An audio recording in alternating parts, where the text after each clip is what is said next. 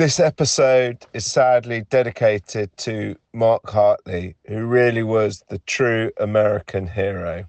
Father to five, a proud ironworker, but more importantly, he was the father of my sister-in-law. He would have loved this election special and sadly passed away this week. So Mark, you always talked to me when I met you about the good guys and the bad guys. This is for one of the real, true great American heroes and one of the good guys for accepting your English family and all of us being together. We'll miss you forever. Welcome to the Wolfe Power Club, the weekly podcast where we discuss energy, industry and politics. I'm your host, Alex. I've sold and bought a few companies and also I've sold billions of litres.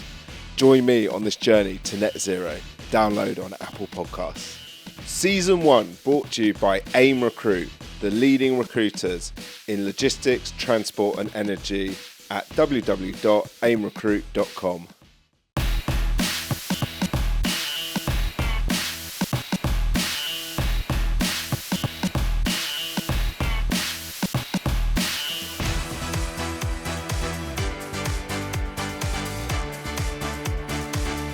Ladies and gentlemen, welcome to the Wolfe Power Club Energy Podcast.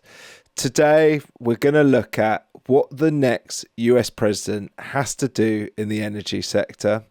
And I think it's fair to say that the results at the back end of last week were a little bit of surprise. Most of the pollsters and pundits had said that it's going to be very close between the Democrats and the Republicans. In the end, Donald Trump is returning as president, only the second person ever to be president, lose a presidential election and win one. And then he also went on to win the 7 swing states and also won the popular vote, which is quite rare apparently for a Republican president, and I was told. But today we've got one of the most learned speakers from the United States. Through the power of Riverside, we are going to the US. Sadly, I'm not in the US today, but we are going to the US to Rob Gramlich. Rob, welcome to the Wolfe Power Club. Were you guys shocked at the presidential result in terms of the margins? Yeah, hi Alex, great to be with you. Yes, I would say it's a shock to a lot of people, and very importantly, we can get into this, but the control of our Senate and it looks likely the House in Republican hands means what people call the trifecta. All three of the legislative bodies in government will be in Republican hands, allowing them to do a whole lot more than really almost anybody imagined. Yeah, and I think and we'll go more into the podcast because a lot of our listeners are sort of UK and Europe based and they might not understand the significance of that.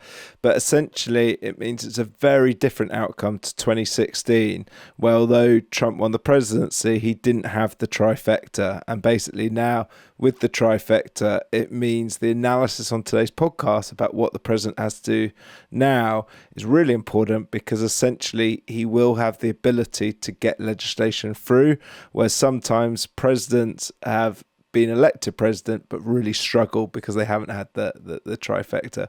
But for our audience, Rob, could you just tell our listeners the highlights of your career and what you do today about why are you today's Wolfe Power Club's expert on US energy systems? Sure. I've really been in the power sector my entire career, focusing mostly on the bulk power system, which, over the period of my career, starting in the early 90s, has shifted more towards regional and federal or national markets and transmission. So we still have a pretty fragmented electric industry here with local distribution companies, hundreds and hundreds of them, and utilities, investor-owned municipals, co-ops, many of them regulated mostly at the state level, but we do have increasingly more a federal picture and market. I spent 8 years at the U.S. Federal Energy Regulatory Commission, FERC, including 4 for the chairman, in fact, a Republican chairman appointed by George W. Bush back in 2001 to 2005. And at that time, we really set up some of these regional markets. You might have heard about our regional transmission organizations, MISO, PJM, New York, New England, California. These cover probably 2/3 of the country. And so we set those up, and then I've been working in renewable energy for much of the time since, trying to integrate wind and solar and storage and transmission to make it all work well, which of course we've grown massively here in the U.S. And that's been a lot of, as you know, a lot of different ways to operate and plan the system, a lot of technical work. We have economists and engineers with my group, and we work with those RTOs and FERC. And then recently with the Biden administration, we did a lot of work on setting up or sort of advising and suggesting that they set up a grid deployment office to enable and support grid development. And I do some work with Congress. There's a permitting bill that actually still could pass here in what we call the lame duck session over the next month. And so we do a lot of that, and we're involved in a lot of the regional resource planning proceedings at some of the states. So that's the type of thing we get involved with. Yeah, it's a very weird few months. I always find that with the US system. So in the UK, it's a bit more brutal. Literally the next day, the removal truck comes in, and the government's changed, and the new prime minister is in at 10 Downing Street. But yeah, it's much more elongated. Someone told me, now I don't know if this is true, but someone told me it goes back to the days when they were seeing that the president had the health to be in office, and therefore giving the few months allowed them to make sure that he could get through that season of the winter and start in January. I don't know how much truth there is to it, but it's quite a weird system to think that you've essentially still got Biden and Harris for the next 3 months.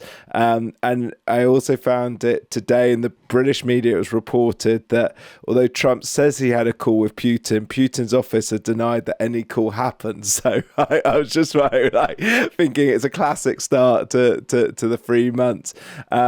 And you said that it could still get through. Does that mean that Biden and Harris still have some leverage to pass things in the next between now and January?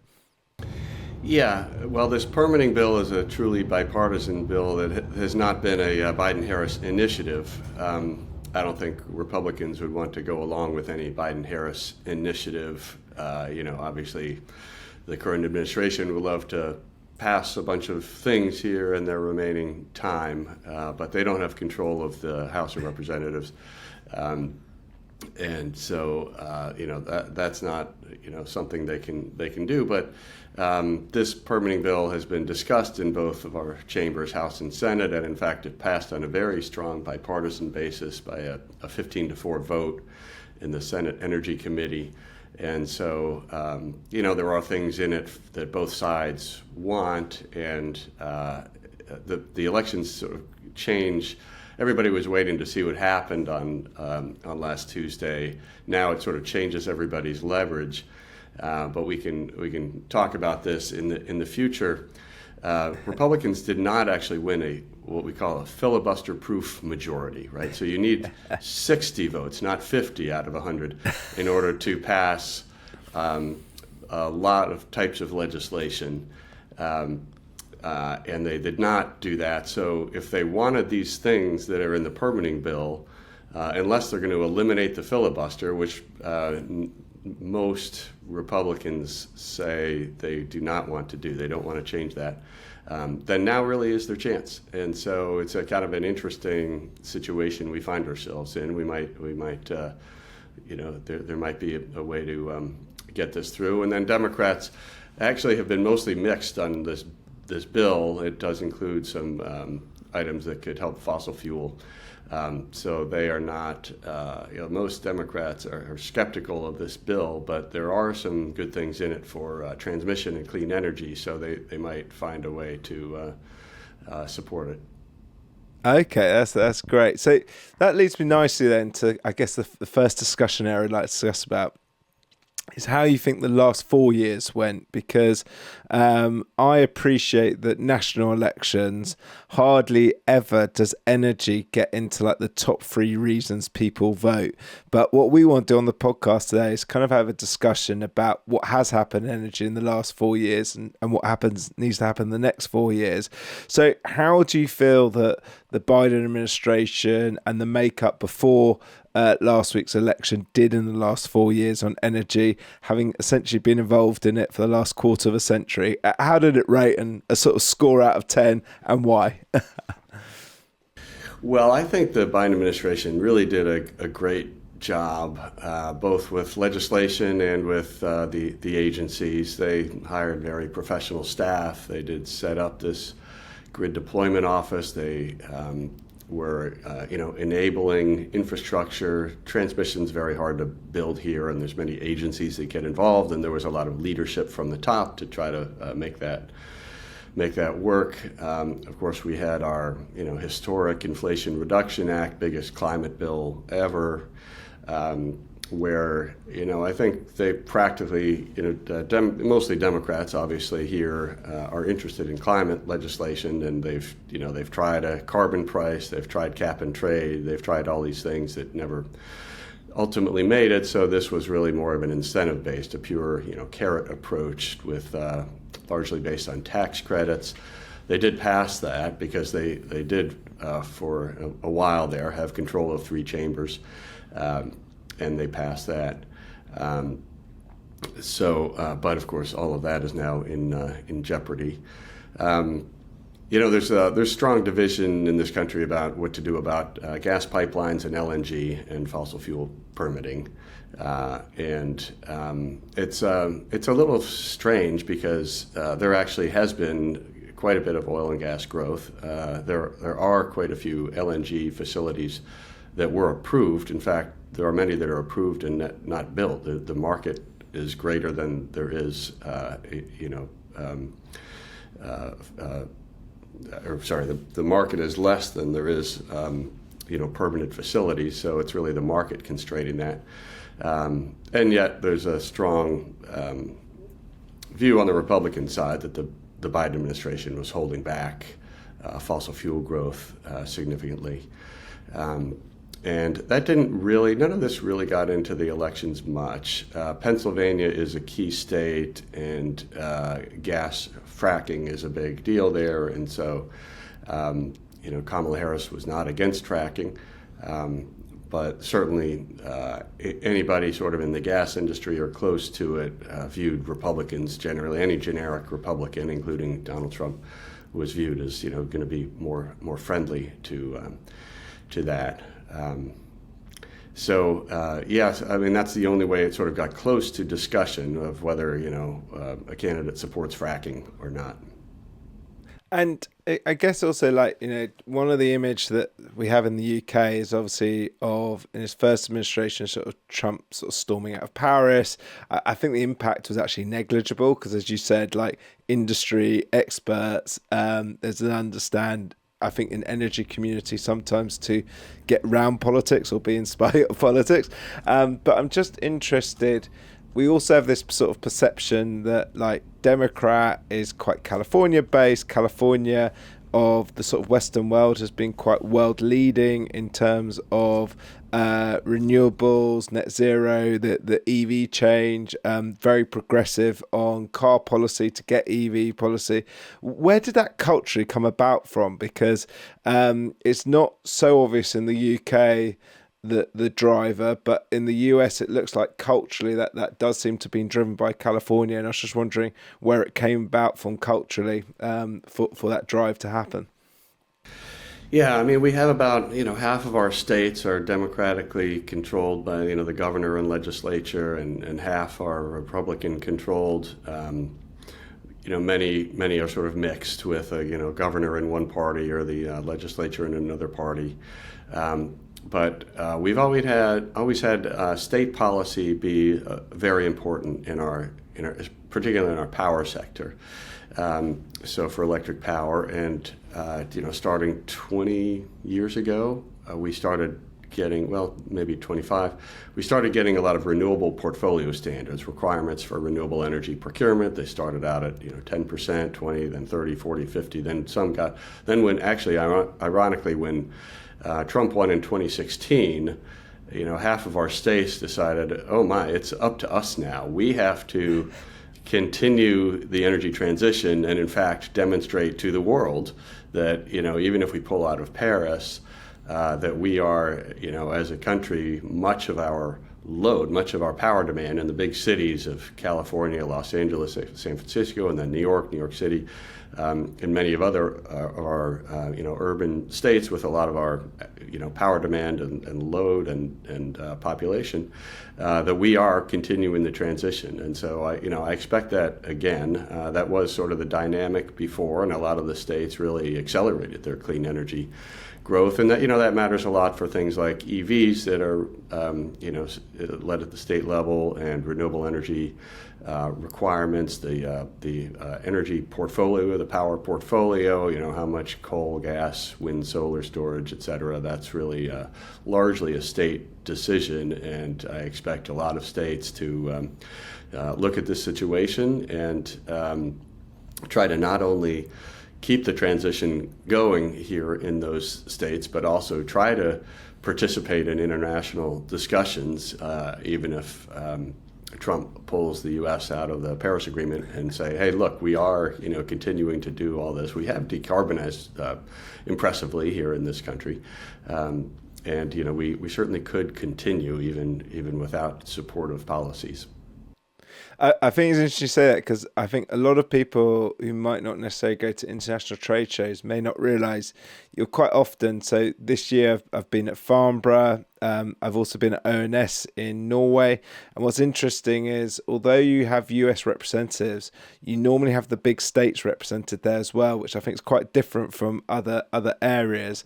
And I think I always enjoy meeting groups from the likes of the Texas and the Ohio, because actually as economies that they stand on their own legs in the sort of top 20 countries in the world if they're separated, and sometimes the amazing stats that they sort of actually creep into the top 10.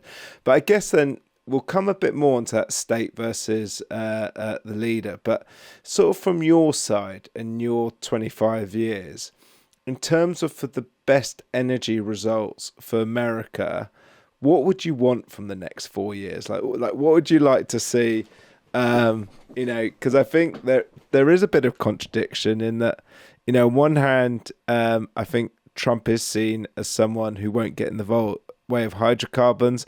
On the other hand, his best friend is the largest shareholder of any electric car firm in the world, and there's kind of multiple levels of complexion. So what would you, because I say he's not in till January and he can do his homework now, so between now and January, but over the next 4 years, what would you really like to see the president's team or the Republicans deliver by having these three houses? What are the big things that you think can be solved?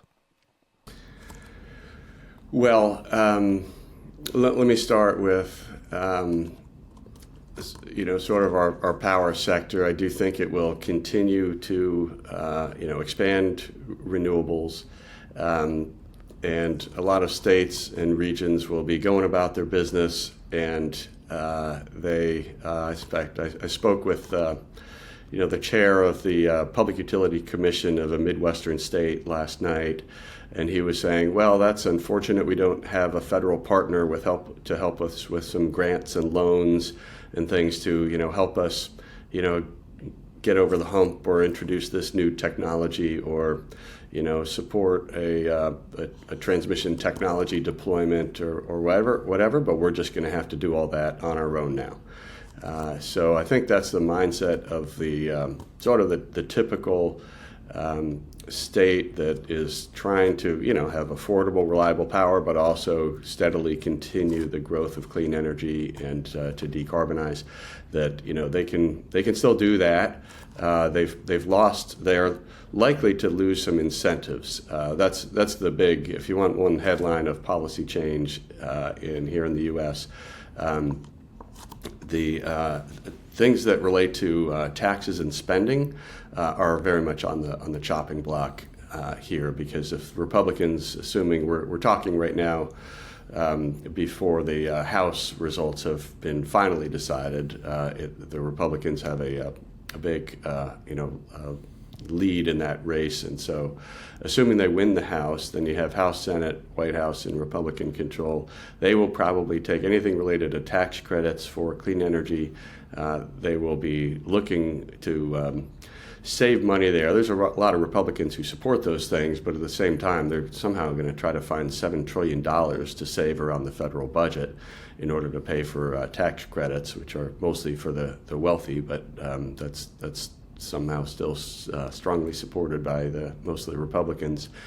And so they have a huge appetite for saving money, so those tax credits are going to be tough. So again, back to what's likely to happen around the states, they'll likely lose a lot of those incentives, enabling the energy transition to be easier and cheaper. So they're going to have to do more on their own.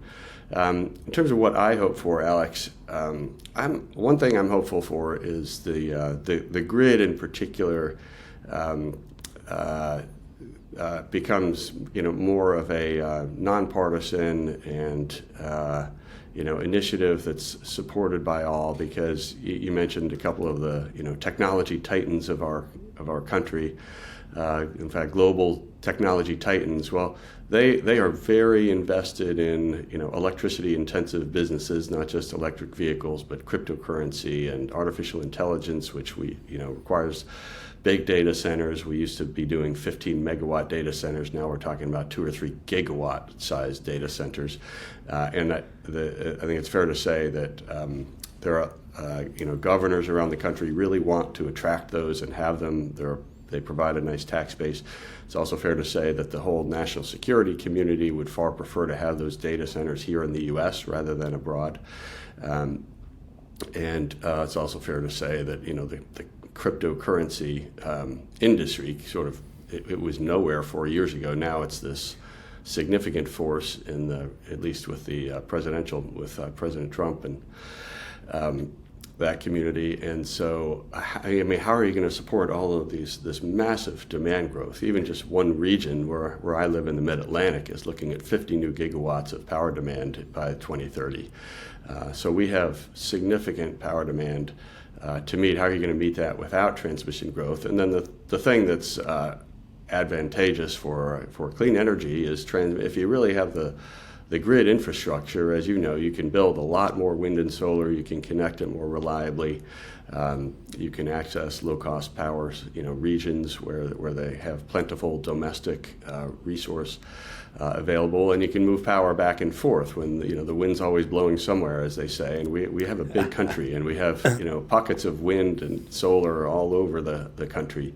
So we really could move that around. So if we focus on the grid, we could definitely continue decarbonization, also improve our reliability against severe weather. So, I'm hopeful that that could somehow emerge. Now, in terms of predicting the administration's priorities and what they're going to do, it is very hard. Even the most, plugged-in energy policy people who were active with Trump in our, what we call Trump 1.0, 2016 to 2020, they have a hard time because it almost changed month to month. And then the people in charge would, change. They'd get in there, then they'd be out of favor and they'd be fired. So it's very hard to gauge any type of coherent policy out of it. I'm interested to look more about that point about crypto and data centers. So, Rob, you might not know, maybe our listeners don't know, I'm actually director of an AI and data analytics company when I'm not hosting the podcast. And it's fair to say that on the technical side, there's a bit of a debate, but certainly when you do an AI search, I saw stats somewhere that depending how you measure it, that a Google search versus a ChatGPT search is somewhere between 20 to 30 times more power intensive due to the calculations that are going on. Data centers, again, for our listeners that might not be experts in data centers, is that there's been a big build, especially with the mixture of security. So most governments around the world like to keep a certain months or years of data. So every time you WhatsApp, text message or whatever, it's being stored in the data centers, and obviously crypto needs thousands of calculations. Having said that, I did see a bit of a debate on LinkedIn over the last few days where someone was actually saying that, hey, data centers, when you actually look at the big ticket energy items, are only about 7th or 8th under the International Energy Association's report that came out this year. But I think you're alluding to, Rob, is growth. And I know that also WoodMac have just produced a report talking about the growth. And could you therefore just go into a bit more? Is it fair to say, yes, they are about 7th or 8th in terms of big categories of power and users at the moment, but it's the growth that's concerning experts like yourself? Yeah, that's right. It's starting from a small base, and there is reason to be skeptical of the hype because, we were here 25 years ago with the internet boom here in the U.S. People were saying, oh, we're going to have this massive,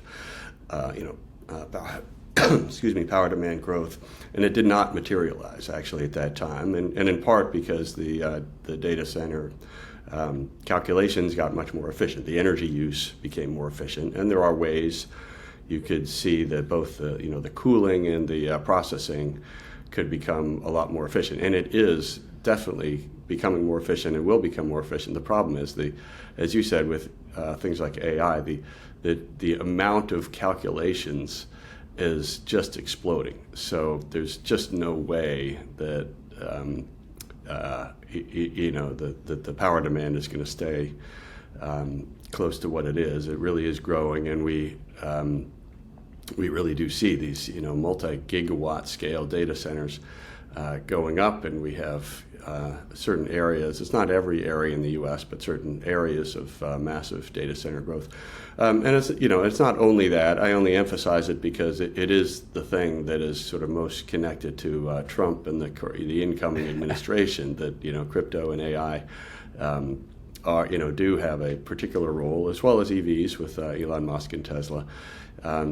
And so, and also, you could say that we have a lot of, we've been growing manufacturing quite a bit here, and a lot of manufacturing is electrifying. In fact, we're electrifying our oil fields out in the Permian Basin. A huge power demand source is West Texas, and electric, oil operations, ironically enough. So we do have a lot of sources of power demand that I expect to sustain. And again, how are you going to meet that if you don't really grow our grid? Yeah, it's in the UK. We had a monumental thing in September. The last coal power station that adds to our grid got turned off. We in the UK have about 30% that sort of comes from wind and hydrogen and so on, but still 71% is oil and gas.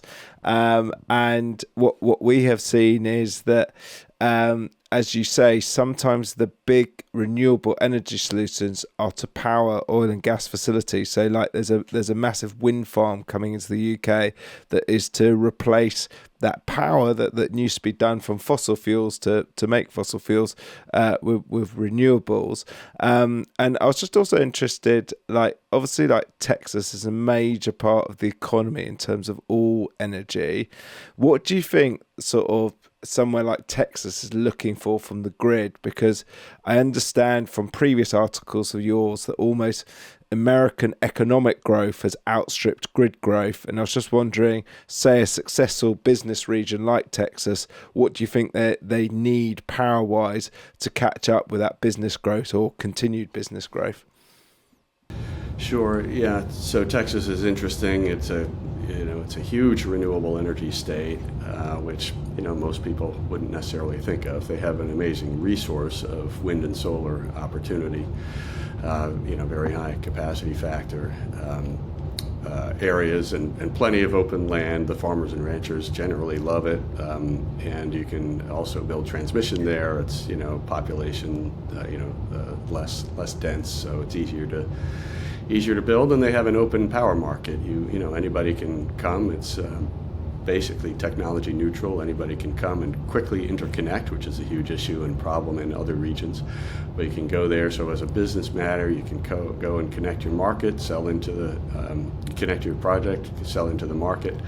And they actually got behind on transmission planning. Historically, they used to be very good at building out the grid, and then they got behind, like much of our country did, from say 2012 to 2020 or 2022. But they're getting back at it, and they're really looking at very large, even 765 kV transmission lines to meet all this demand and connect all the resources. They're starting to look at some ties to neighboring regions. They've always been, jealously guarded their independent jurisdiction and physically disconnected, which was obviously a terrible situation to be in during some winter storms. They could not import power. Every other state is connected to the regional grid, and they can import power in a pinch. And so Texas is doing a little bit of that. So I do see growth in the grid and power supply in Texas. Yeah, because one of my great family legacies actually is my grandfather actually built the interconnector between the UK and France, or it was one of the team that built it. So like we could trade back and forth, and as I say, it's something that's been built on to this day. That despite whatever goes on, there is those these periods of triads and stuff like that where essentially it can go across geographies. So going back to this state versus national government relationship, some people have said in commentary in the last few days that because of the way taxes are set up by state, they won't have a huge effect by who's president.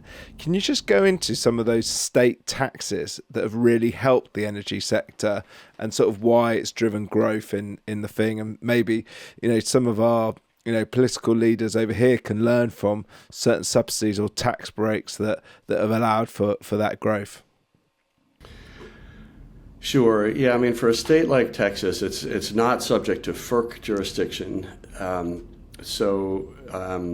It's really the things that matter outside of that are federal tax credits, tax policy, as well as environmental regulations. We haven't talked about our Environmental Protection Agency, EPA, but the Biden administration issued a bunch of rules that clearly the Trump administration is going to try to undo, and they do have the tools to largely undo many of those things. It's a longer story, and it involves the courts, and each rule is a different thing, whether they can repropose the rule or whatnot. But they can significantly chip away at many of those rules, and of course those apply nationally, including to Texas. So I think we expect to see less in terms of environmental emission regulation involving existing power plants or new power plants, or mercury and toxins and the other environmental regulations out of EPA. And then Texas does have. They can build out their grid.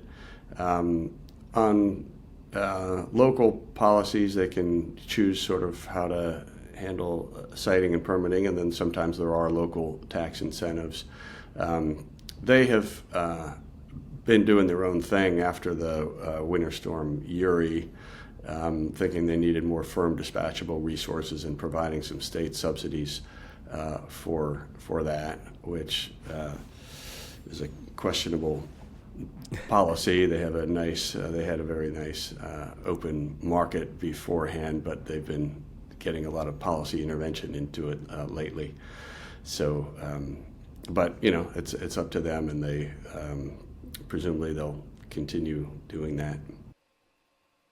So then that leads me nicely. One of the biggest conflicts in both the UK and Europe is greener energy versus cheaper energy. And what we quite often find in the UK, as soon as there's a bit of momentum, what normally then halts it is that they try to sort out energy poverty. And I know, for instance, it was a fascinating environment post 2012 over here. So 2022, in that you had the Ukraine-Russia invasion. So oil price went to $130 plus a barrel. But as a result, suddenly a lot of green tech made a lot of financial sense. But on the flip side, governments were looking at what subsidies they could do to try and keep just the price of lights on, the price of heating, heat and eat and meat, all those usual debates. I was just wondering your view on cheap energy, the importance of where cheap energy lies against cleaner energy. Sure, well, it's certainly an issue here, and prices were a major issue in the election. Not electricity or energy necessarily, but people do think about gas prices a lot because you see it when you drive around. Obviously, the posted price, and you do fill up your car, and you notice that gas prices are very, they've not been high here lately. But people are very mindful of any, retail cost, and inflation was a killer. And I think it was a killer all around the world with, higher prices from 4 years ago. So every incumbent, mostly around the world, got thrown out. So that we feel like our election was really part of that global dynamic. And, Vice President Harris was part of the administration and blamed for higher prices. So electricity, is part of that in the sense that every governor, every policymaker wants to make sure prices, electricity rates stay low. And there are definitely some states where it's going to be harder. And if we lose the tax credits, which again, Congress looks like they will do, then, those we're making wind and solar and storage and certain technologies, especially cheap from the perspective of the ratepayer. And now if those go away, that's going to be harder. Offshore wind, we're trying to do a lot of that especially in our Northeast, and interest rates have been tough. Supply chain and costs of equipment have been tough lately, and now if there are tax incentives lost, that will be tough. So a lot of those states have to, figure out, sort of at least their timing of how much they procure and when. And a lot of other states have to look at their goals. Now, wind and solar are still cheap, and battery costs are, as you know, are impressively low, keep coming down. So I do expect a lot of continued growth just on the pure costs in the market. But of course, a balanced portfolio. We're not going to do everything with wind, solar, and short duration batteries. We're going to need firm sources as well. And that leads then nicely to, I think all of my listeners are probably screaming at their podcast now saying, Alex, address the elephant in the room.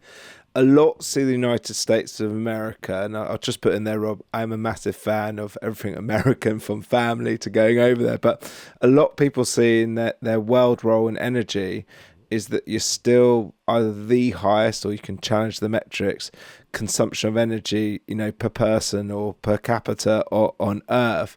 So how does the US reduce emissions? Because I'm sure no one really wants to reduce lifestyle in the United States of America. So what are the big ways to really reduce emissions? Because I think it's fair to say that there's always going to be a conversation of America's just using too much energy per person. Yeah, I understood completely. We do have, a lot of, it's a car culture still, and people drive long distances and use gas. Electric vehicles have been, very promising recently to start really, displacing a lot of that gasoline. And we, until last Tuesday, had impressive growth in heat pumps for, space heating, residential and buildings. So that was the plan there. And we're making continued progress in the power sector, electricity, and we were starting to work on the industrial side, which is hard everywhere and hard here too. So, I personally, I still think the biggest opportunity is in the bulk power, utility scale, wind and solar, to come in and displace that. Even if we do keep even some coal plants around and gas plants around for those sort of extended, 3 to 5 day winter periods where you need something to fill in, those plants can operate a lot less. And so I think, that's still an opportunity to significantly decarbonize. And energy efficiency is important. I mean, it's hard with retrofitting old existing homes and buildings. It's works very well for new build, but it's largely kind of takes place at the state level. So our federal policy has been more about incentives, and if incentives go away, then that's going to be hard to advance very significantly. It's really interesting you say that, because we just had our first new government's budget, and we had one of the world leading speakers from the World Economic Forum, a guy called Dr. Jan Rosenau, and he was like, Alex, let's just sort out housing insulation. So it's interesting that, again, from your side, industrial buildings, housing, it seems a common theme from the experts. And I think a duty for Wolfe Power Club is to try and make that more sexy for people, because it doesn't seem to get through as easily as Musk is able to with a cool, Tesla truck or something like that. But it seems that the house and the building you go to work in is almost the starting point for environmental revolution. That's right. It has always been tough for energy efficiency to get its due attention here. Then I'm looking at, because I think the US does fascinate us in UK, Europe. I think from an engineering point of view, what a year 2025 has in the US, with my understanding the first manned space mission hoping to fly this November in 2025, November 25, so in a year's time. And I was just wondering, in the US, what sort of technology is being worked on that, you speaking to many industry experts, you think could be breakthroughs, not necessarily getting woman and man to the moon, but in terms of actually efficiency, that you're very excited about in the tech space within America, because you have got some of the best engineers on earth? Yeah, it's not my particular forte. I do think space heating and heat pump technology is, could have a really big impact. I think probably the issue there is more about deployment than technology. It's just, we don't, our installers don't even understand it. All of the thousands of people who put it in don't know what to do. And so that's the type of thing that really did sort of require deployment incentives to, get us over the hump from technology into deployment. Certainly, our national labs through our Department of Energy are kind of a treasured asset. They help with technology advancement and some of its more basic science. Things like different battery technologies, storage technologies, looking at long duration storage really has been a priority. Nuclear is a priority here. I would say it's a bipartisan priority here, small modular nuclear reactors.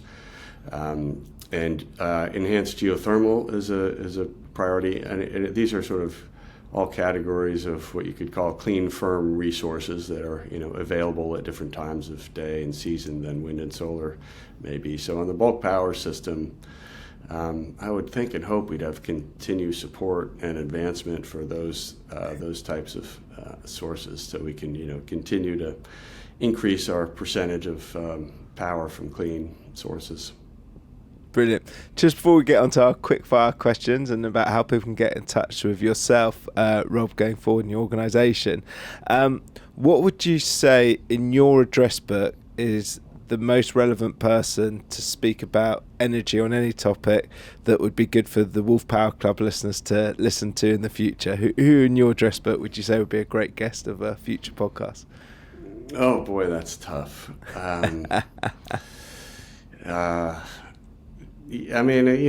There's a lot of different topics. I mean, obviously, if you want to see where the new Republican administration in Washington is going, then sort of figure out who from there or who is connected there about it. But also, as I said, there's a lot of state activity, and so there are people like state commissioners who would be good. Some of the chairs of these state commissions. And then we have a lot of energy experts who look at the power system in a more from a technical basis. How can we, continue to sort of fit this puzzle together of the complicated power system and connect with our gas system and our, the whole ecosystem of the resources that fit together. I can send you some names, Alex, offline if you want. That's great. That's great. Right, we'll go into our quick fire that we asked to all guests. Where would you be investing either time or money in energy industry in the next year? Oh boy, that's tough. I guess. Here's one thing that's for sure, and certainly something I will be very involved with, which is power supply to these data centers or large loads generally. We've got silicon chip manufacturing. We've got other large loads coming in, and they really want to connect. And I think the across the political spectrum, they want them to be here and to grow. And there's an interesting opportunity to sort of use a lot of these technologies, and for those companies to work with their utility to say, hey, utility, I know you're not the most maybe innovative company in the world, but I use this superconductor over here, or I use these grid enhancing technologies, in this other state, or whatever. And if you want my big load to be, something you can serve and make money off serving me for indefinitely into the future. Let's work together on some innovations to really kind of reform the grid. So that's one area that absolutely is going to happen, and we're really pushing the limits of the system. So when we're pushing the limits, then you get a lot of interesting, opportunities for breakthroughs. Brilliant, fantastic. Next quick fire question: in the next 12 months, so in a year's time, what thing would you like the government to do that they can maybe achieve in the 12 months? It might be just protecting something that's already there. Well, I would certainly like to see them protect the clean energy tax incentives and whatever transmission policies we've gotten in place. There's some rules from the Federal Energy Regulatory Commission that I think are critically important, just even for power demand growth and for reliability, even leaving aside the climate and clean energy benefit. Those are really important and important to pursue and keep in place. And the tax incentives, again, are going to be under threat, no question. But they're also deploying a lot of projects in a lot of Republican districts, and there are a lot of members of Congress who want to see them stay in some form. Maybe not to their full extent, but I think if we can kind of keep those benefits coming to those communities, that would be great. And the final quickfire question before we can allow listeners to find out how to keep in touch with you and your organisation is, what do you want the customer to do? Because so much of energy, I feel, is human behaviour or company behaviour. What would you like to see the customer do? Sure. Well, we're, of course, working here as you are in Europe on more, integration of the end-use customer with the bulk power system. And, there are times of day and season where it would be tremendously valuable to, not consume as much, or allow your thermostat to rise a little bit in the summer and, be sort of flexible like that. We've not cracked the nut there on the best way to do that. A lot of customers are sort of not trustful of any entity coming in and doing that, or metering their use and things like that. But there are some interesting different ways that are working in different states to do that more. So I guess I would hope the customer would look for those opportunities, treat it like a discount. How do I get a discount on my power bill? By working with either the utility or some entity who's offering to sort of take control of these things. And take advantage of that opportunity. And electric vehicle charging, charge at the time of day when it's beneficial to the grid, things like that. If the customer can be granted some of the societal benefit in some way through some type of discount on their bill, then it's a win-win for everybody. We just have to kind of work out the mechanics of how that's going to work.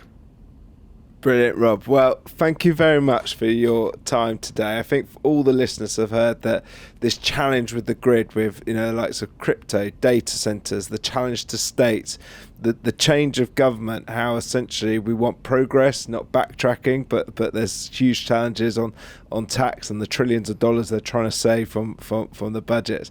But Rob, either yourself or your organisation, we're happy to put in the show notes, what's the best way that our listeners can keep in touch with what you guys are doing and hearing and using your services? Sure thing. Well, you can find me on LinkedIn is probably the easiest way, Rob Gramlich, and you can also find the firm online at gridstrategiesllc.com, and you'll see there our list of experts. We've got 12 people at this time, covering a range of issue areas, and we've got a bunch of our reports are posted there, and you can also send an email to us through the website. Rob, thank you so much for your time. Obviously, a new president's coming in January. Big topics ahead, big issues ahead, and big power. Thank you to our listeners for listening to this episode, and thank you for your time. Thanks, Alex.